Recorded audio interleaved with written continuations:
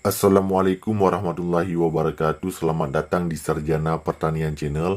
Jadilah bagian dari kami dengan like, komen, dan subscribe. Langsung saja kita buka aplikasi Instagram.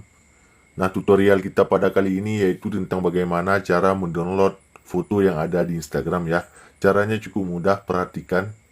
Di foto yang ingin kita download silahkan kita cari terlebih dahulu. Misalkan yang ini ya dari official iNews TV.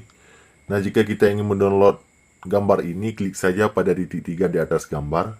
Kalau sudah, klik tautan ya. Tautan disalin, kita close Instagram, kemudian kita masuk ke Google.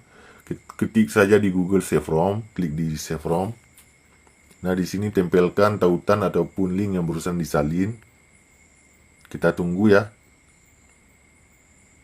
Kita tunggu sampai muncul tulisan unduh. Kita tunggu saja, tidak akan lama. Nah, ini sedang diproses. Nah, yang ini kan sudah muncul unduh ya. Klik saja pada unduh di yang berwarna hijau. Ini kita close saja. Nah, selesai diunduh ya, coba kita buka.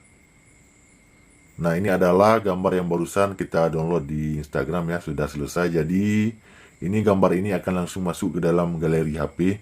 Demikian tutorial tentang bagaimana cara mendownload foto di Instagram. Sampai jumpa di video kami yang lainnya. Assalamualaikum warahmatullahi wabarakatuh.